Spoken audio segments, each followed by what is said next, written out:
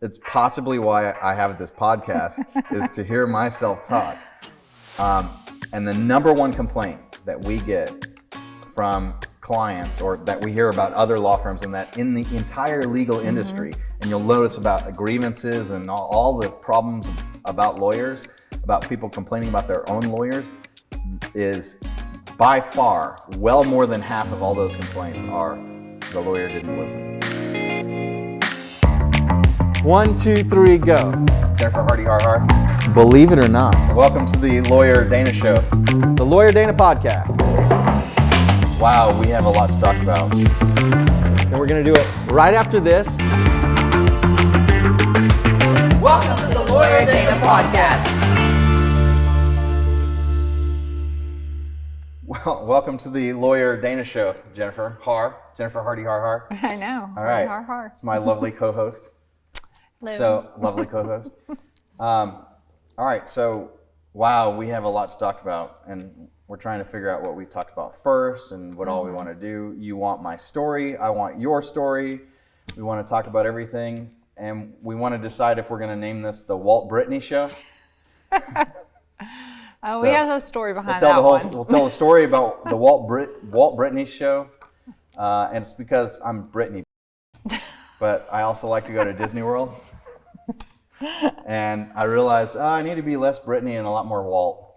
So I strike some kind of balance between Walt Disney and Britney Spears as a performer, or maybe something like Maynard James Keenan to a certain extent, just like weird and bizarre. Although I'm more like Maynard now at this age, because if you watch Maynard on the Joe Rogan podcast, he's basically just a regular normal dude, and you realize, all that Tool stuff was performance art. Maybe he would disagree if he heard this. Maybe he will hear it. Maybe not. I bet not. I hope not. I don't know. So Jennifer is the administrator for the Palmer Law Group. Yes. She's basically like the chief operating officer of the law firm, although since she's not a lawyer, we can't call her the chief operating officer. Because our state bar of Texas has some weird laws. And the Professional Law Firm Administrators Association believes that is a absolutely incorrect assessment or decision by the Texas State Ethics Commission.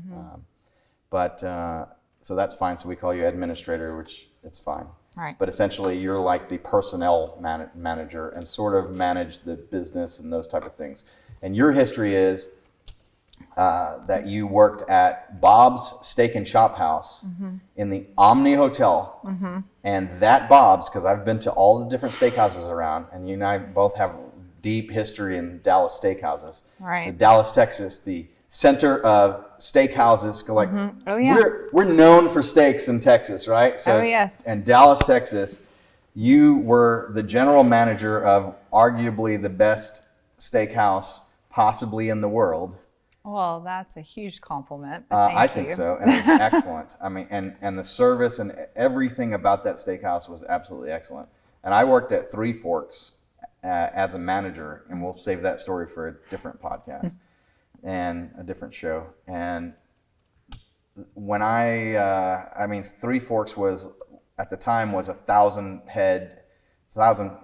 not head of cattle, but head of people. But it was a steak factory. And it was like an assembly line, and amazing, and always really, really good.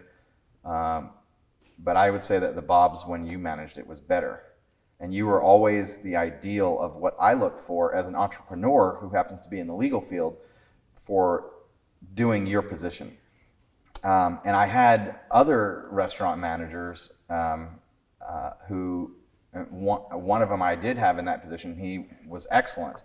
And then because I coached him up as an entrepreneur so well, he got his own business started and credits me with, changing his life, and he winds up leaving the position. And then I had somebody else come into the position, and then long story with that, and we'll save that for another time too. But you were always the avatar of the ideal person for that position, but I never thought that we would get to a level of success where I could even begin to entice you away from the steakhouse experience.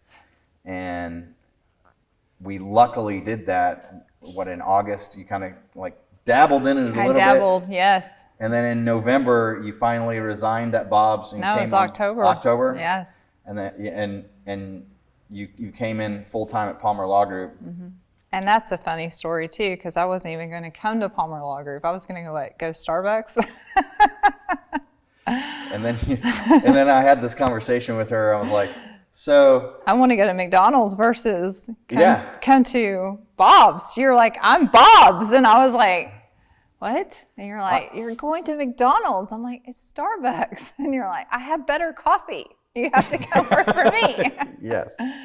Yeah. Because it was, I mean, you were working with the best of the best. Your employees, your waiters are making six figures. And like coffee baristas are wonderful people, but they're not at, some of them are, but in general, you're having a big revolving door of that. And it wasn't going to be the particular level. It's funny because whenever all that was going on, I really hadn't thought of it like that. I was just thinking, oh, well, this will be more mornings and more time for my kids. And that's kind of was my thought process. I ran it by my staff at Bob's and was like, hey guys, so I have these two opportunities and what would you do? Because, I told them I was leaving to go to Starbucks. And then when I presented the other opportunity, because they didn't know I was doing Palmer Law Group on the side to figure out what I wanted to do with my life. And they were all like, are you kidding me? The law firm. And they had the exact same reaction. Jennifer, you're going to be working with teenagers. And yeah, your kid's like pretty good at his work ethic, but what about all these other kids that decide they don't want to come to work? And then you're going to be doing all the work. And I was like, I didn't even really think of it like that. So yeah. I think you have a much greater purpose here too, because look at the difference in the service that the law firm does versus a single Starbucks unit. Right. A single Starbucks unit, the benefit is like people get great service. You can be a really, really good manager of those people. You're going to make magic wherever you are. Like there is, like you've heard Disney magic.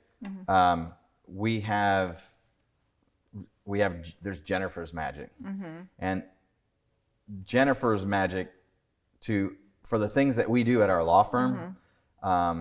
You help so many more people and to such a deeper level. So you're going to have Jennifer magic. You're the Jen magic, wherever you as are. As long as it's not the Jenny magic. Don't like Jenny. Yeah, she doesn't like Jenny. No, not at all. But Jennifer magic. We call you Jen or Jennifer. Yes. And you're going to be great for wherever you are. There's the Jennifer magic, and it's going to flow through like your staff and the atmosphere and ambiance. You as a leader and as I don't want to say micro entrepreneur, but in whatever position that you're in, everybody that you are guiding, you are the entrepreneur for that field. And it doesn't matter whether you were at Bob's or Starbucks or the Palmer Law Group, you're going to be amazing at it. But the difference in the level of people that you're helping, I mean, what's better, to serve someone a good cup of coffee or to solve the number one problem, the most difficult thing that they ever face in their entire life that affects the entirety of their future existence? Right. Like the weight of the work that you do now is... No, I agree. I agree. 1,000's not enough. Like 10,000, 100, like, okay, so having a good, healthy future going forward versus getting one good cup of coffee. Right. Like, don't get me wrong. I like coffee. Right. I'm a big fan of coffee. Used to own a Yeah. coffee shop. But the work that you do now is phenomenal. Well, I mean, when I got into the hospitality industry, it was to give guests the best experience possible. So, and I always instilled that into the staff that worked for me. Coming here, a law firm and a restaurant, at first you're like, oh man, that's a lot of differences. But actually they're really not, because exactly you're still serving. Instead of calling them guests, you call them clients. I do catch myself calling them guests at times. I think they are guests. They are. Yeah. I'd prefer to even call them guests. There's a book by Gino Wickman called EOS, Entrepreneur Operating yeah. System. And one of the things that he mentions in that book is to have a vocabulary that you use. And I'm strongly considering, instead of calling them clients, calling them guests, or somehow incorporating that, is at least in what we teach. It really does change the way you take care of them.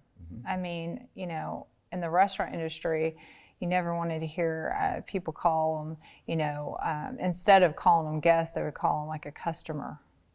Like customer, like, I don't know, being in the restaurant industry for 23 years, if I heard customer, it just like went up my spine, like, oh my gosh, why are you saying that? No, they're guests. They are guests. And by saying that, it just creates a whole new dynamic. And so I think it's really important to call them guests and make them feel like they're part of your family. And to me, like with my staff, it was always like every guest that comes in here, connect with them on a personal level, some way or another, and then be able to take that to the next level. And that's how we created regulars and people that want to come back. In the law firm, you know, you can do that. You connect with them on personal levels.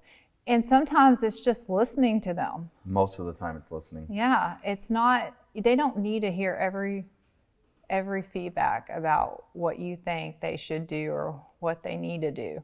They just want someone to hear them out. Yep. And that is so important. They have to talk through their story. If they don't talk through their story, they don't get clarity in themselves. And if they don't get that clarity, you've done them a big disservice. Exactly. One of the biggest problems that attorneys have is attorneys really, really like to hear themselves talk. It's possibly why I have this podcast is to hear myself talk. And the number one complaint that we get from clients, or that we hear about other law firms, and that in the entire legal industry, and you'll notice about grievances and all the problems about lawyers, about people complaining about their own lawyers, is by far well more than half of all those complaints are the lawyer didn't listen. Right. No. And that's where the frustration sets in, because they don't feel like their lawyer cares about them. And that's literally the problem.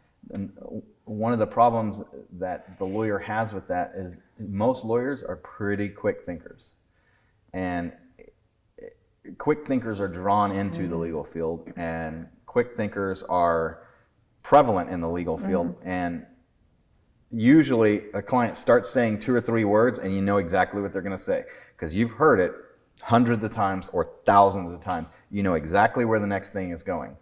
And you'll cut them off and tell them, you're trying to solve. You're trying to solve. And that's not how it's actually solved. No. They are not ready to hear your solution. There is a process that you have to allow to evolve and go forward. And this shorthand, just like when you call a customer a guest, that it has all these different implications that carry forward just from that mindset. The shorthand of solving this problem for lawyers is just listen. Right. Because if you do that, then it allows all of these other things to happen. Well, and these things we'll be discussing throughout these podcasts. Exactly. And I think that honestly, it's business skills. You know, something you've shared with me in the past is lawyers don't go to law school and learn business skills At all. And so for me, I didn't go to law school, but I have a ton of business skills. So managing and being in the restaurants for 23 years and managing high-end restaurants, and you know, a lot of people don't recognize that I was a general manager, that all the skill sets we have to have. You know, you're running a marketing department, you're running an accounting department, you're running payroll, you're dealing with guest complaints, you're dealing with the service of the restaurant, you're dealing with food quality. There's just so many different elements to a restaurant. And so you're not just the person on the floor talking to the guests. There's more to it. And so, you know, when you think about that kind of stuff, and when I came to the law firm and, you know, and I looked at things, I mean, you have a very good business sense. But a lot of attorneys don't. They don't know what they're doing. They have no clue. And so they're not really Some of them think they do. Right. And they're not really understanding it. So like as a general manager, yes, I got complaints. Don't get me wrong. We weren't perfect. We made mistakes. But when we got those complaints, here's the difference. Yeah, I might have heard the same complaint before, but I needed to listen to the guests, understand what happened, solve their problem. There's this thing called LASS: listen, apologize, solve, and thank. I always used that my entire career. I would listen, I would apologize. The biggest thing, I had to solve the problem. What happened, how I'm going to fix it, how am I going to make it better? Bring them back in as my guests. And systematically fix that problem or whatever led to that result. Exactly. And then, grow from it. What you're describing with most attorneys is, yes, they hear that problem and they understand there's this problem, but they're immediately like, oh, I know how to solve this, and all right, I got it, and I need to get off the phone. But what they're not realizing is that customer touch that customer wants, or client. I'm saying customer. I screwed myself up now. It's a guest. But what our guest wants. Exactly, and listening to that guest and understanding exactly what they need from that particular attorney. They're actually, another way to describe them is actually a passenger, because we are also very much like an airline, and we are taking them from where they are now to where it is that they want to be. And it's the most important journey that they're ever on, because one of the primary areas of law that we do is divorce. And I would not wish a divorce on anyone. And some people, and most of our clients, are not wanting a divorce, but they have to get a divorce, unfortunately. And when people are facing that experience in life, or they have to go through that, then if people like us aren't in this business, then who are they left to go to when they're facing this? Who's there to help them? Well, I think one of the greatest things that you do is when you do a consultation and you identify that client needs to save their save their marriage. You're like, hey, listen, you don't need a divorce. You need to get a counselor. You need to get into counseling. And I don't know many attorneys out there that would actually go that route or that approach. Most of them are thinking, okay, I need to pay my bills or whatever else. They're not thinking of what these people are actually going through. These are human beings who are going through one of the worst times in their life. I view myself as the guard at the gate, and my general rule is, thou shalt not pass. Because if you pass me, you have to get a divorce, and I wouldn't wish a divorce on anyone. I am there really, yes, I happen to own a law firm that will help you get through the divorce process in the healthiest way possible. Right. And if that's the decision that you have to make, then they'll take care of it. And it's all automated. I don't even have to do anything with that. But I try and do as many of the consults as I possibly can in order to really help them. Because the number one thing that I do in helping them is at that consultation. And I can't continue that. I can't continue doing that for the rest of my life. It's not that I'm trying.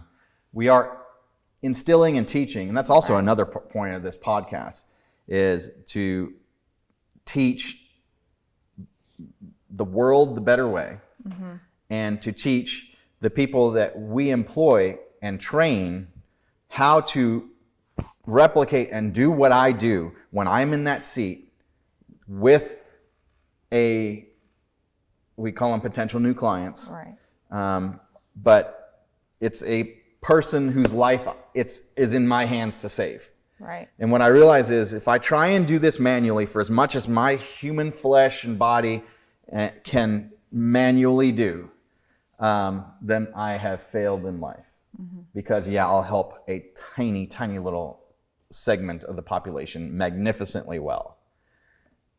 But in September, I had something that scared me to my core, that I thought I was going to die.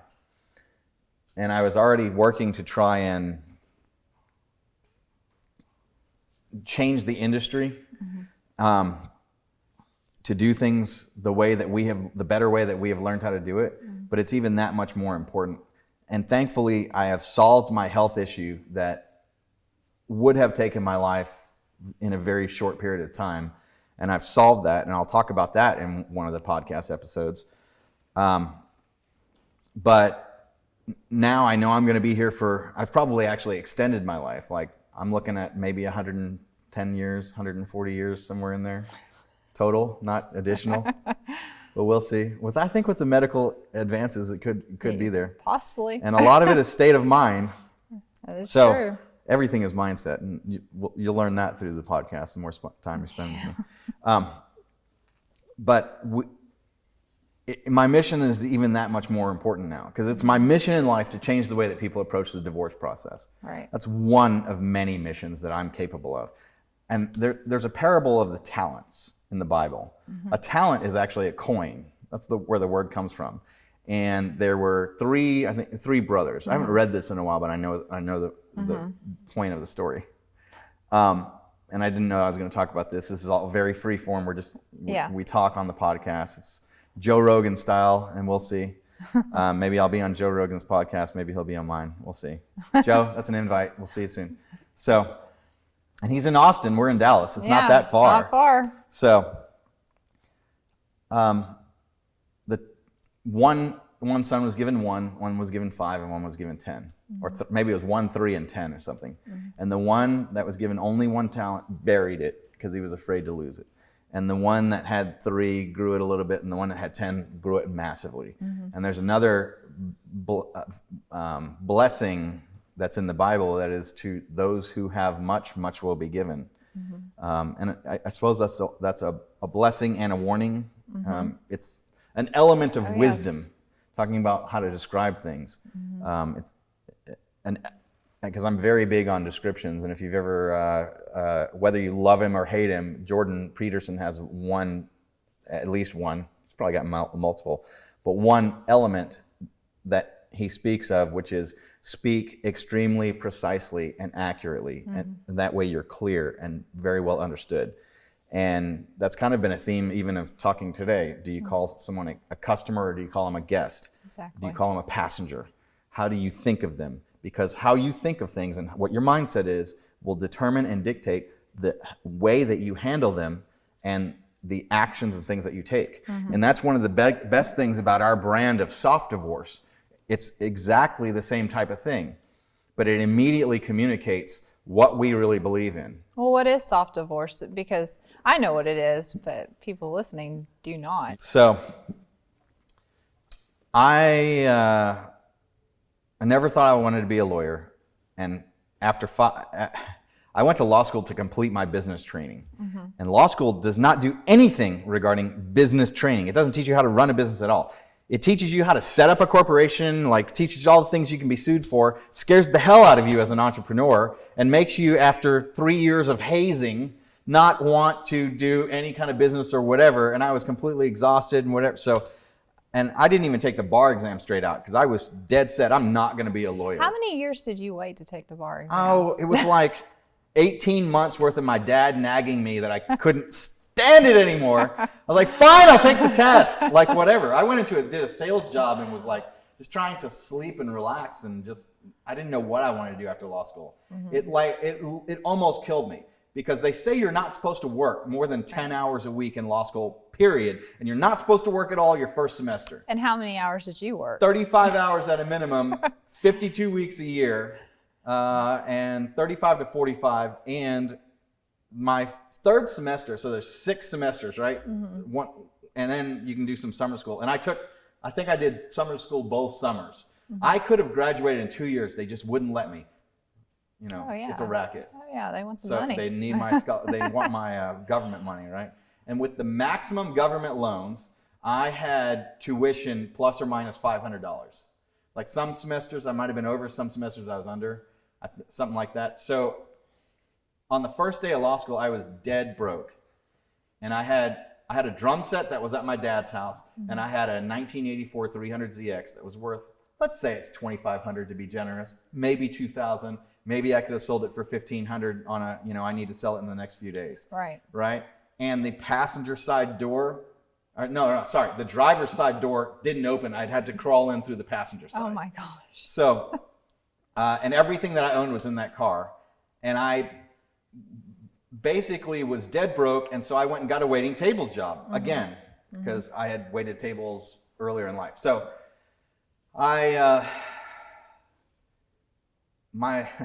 mom dies my first day of law school. Me and my dad are on the outs. My dad says, I will not give you any more money. And I'm saying, I will not accept any money from you. Like, I want, nothing. Like, it's a lot of friction. Right. And I wasn't even going to go to my mom's funeral. And I'm waiting tables at the Samba room. And a friend of mine, he knew of the story. And I wasn't talking about it. And the end of the shift on Friday, they put $300 in my hand, enough to buy a ticket to go to New Orleans. And so I'm like, out of guilt, I went. And I suppose now I'm glad that I went. Although part of me wishes that I don't. Like, the strange thing about my wife is she's very, like, before we met, we never had anything in common except that our values, when you do personality tests and value assessments, which we've done a lot of since then, we match so perfectly. Like, there's probably not anybody else on the planet that works with me as well. It's a real blessing. But we both hate funerals, and like, we would prefer not to go. And but anyway. I really don't know a person that likes a funeral. Well, maybe that's what it is. So is that it? So you just go anyway? All right. So good. All right. Funeral thing properly checked and compartmentalized in my life. So I went to the funeral and then come back on for law school day one. It was actually she passed away on Thursday, which was the first day of orientation. And then I miss on Friday because of that and fly out on Friday. Anyway, but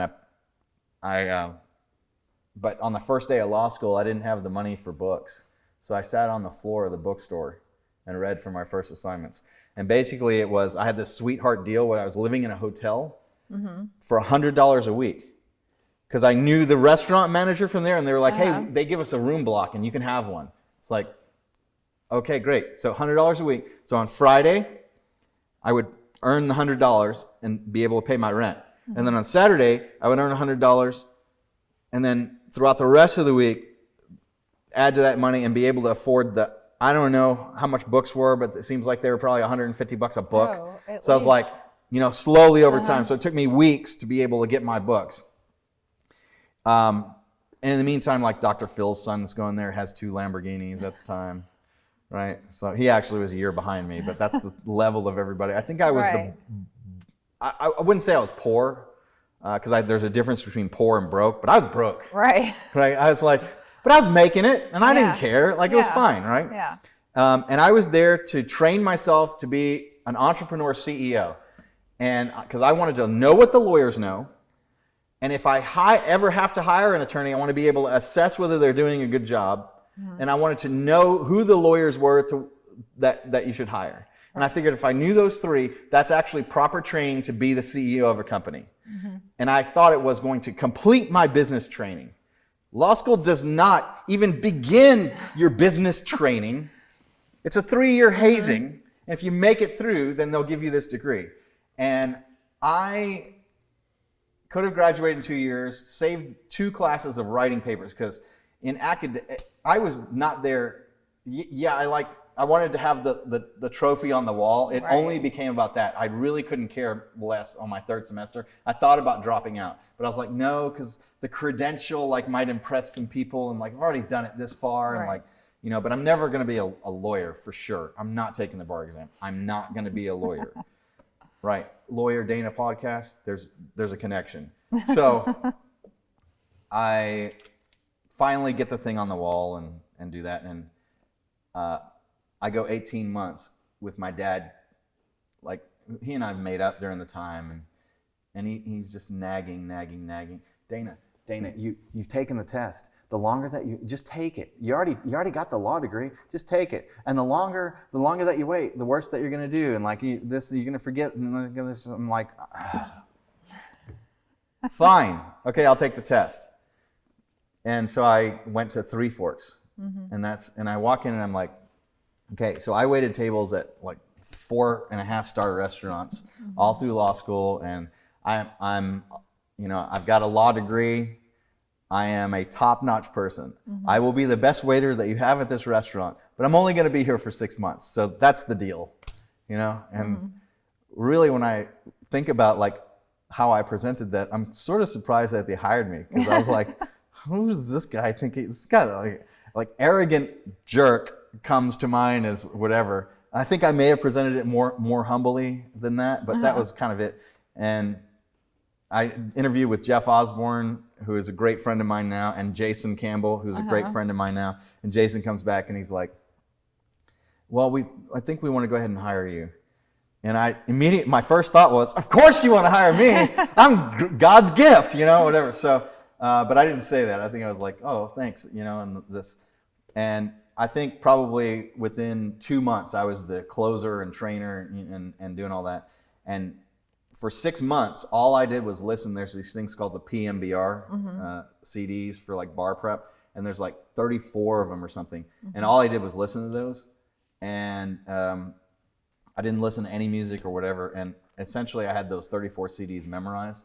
And so when I was taking the bar exam, so there's one section of the test that's 10%, and I figured I didn't need to study that at all, because I will do well enough on these other sections to be fine with.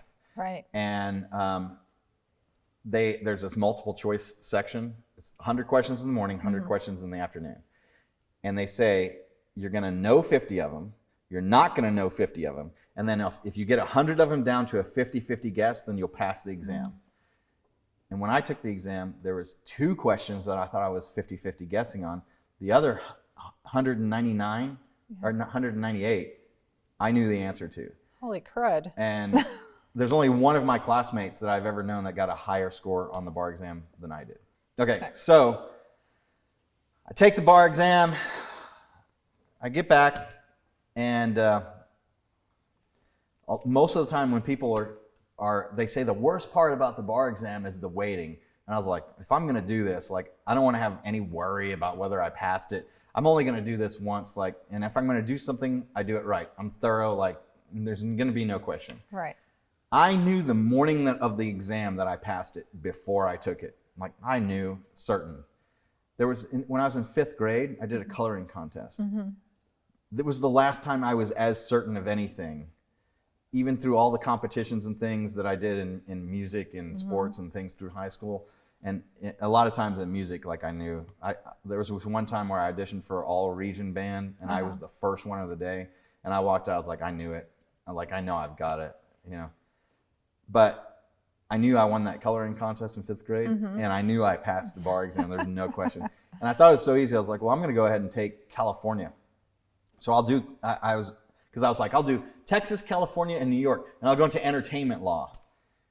And if I'm going to do anything, and you know, because when I went to law school, I went also because I was interested in music, and I was like, well, my mom was in music, and my dad was in business, and my mom was a failure in music. She became a music teacher, and to me, that was the worst, damnation that you can have living a life as a music.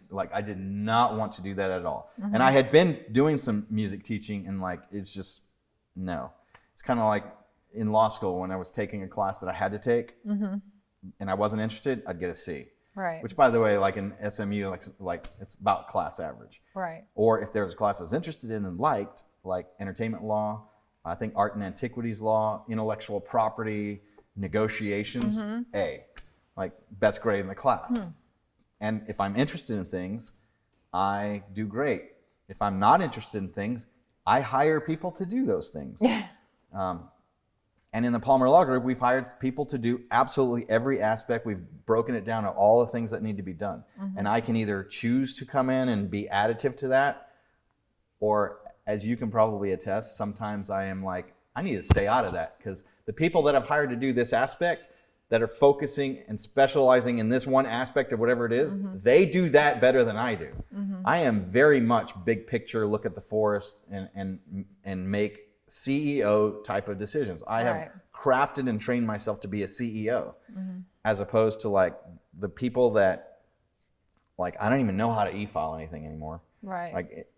But we have a great staff and team of paralegals. I could figure it out because we have very detailed instructions on how we do everything. And that's something that we teach to other law firms now. But I'm I am good at the things that I'm good at, and I am Right. acceptable at the things I have to do that I don't want to be doing. And I call that, there's a certain amount of brute forcing that I can do. But some things, even though they're work and a lot of energy, and I'm expending a lot of energy on certain things, it's additive and even gives me energy to do those things. Right. As opposed to, it's like performing on stage if you like to be a performer, playing a music concert. So going back to, taking the bar exam, doing well on it.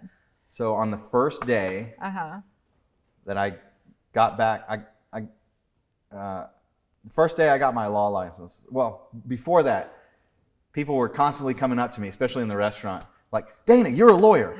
Blah, blah, blah, blah, blah, blah, blah. I got this problem. I'm like, well, can you help me with that? And I'd have to go, man, you know what? I'd love to help you with that, except the only thing that I can tell you without committing the third-degree felony of the unlicensed practice of law is you should definitely get an attorney for that.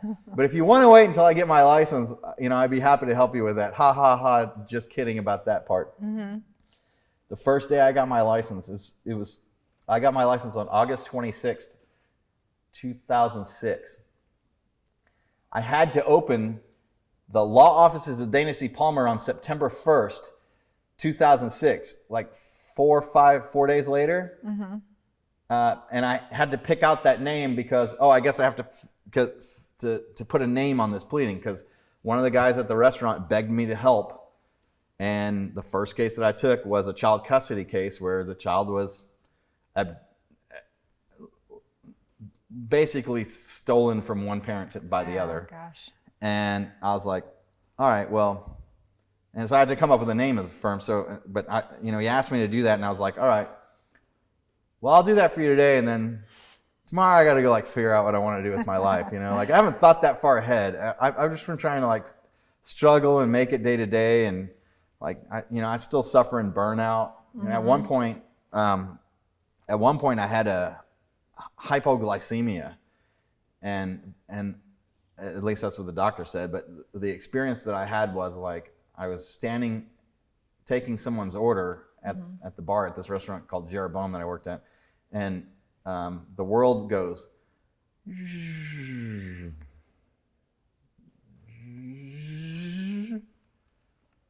I was like, I'm sorry, sir. I wasn't here for a minute. I'm going to get somebody else to help you because I'm having an issue. So, and so a doctor gave me a Xanax prescription for a week, and I finally slept for that week. So after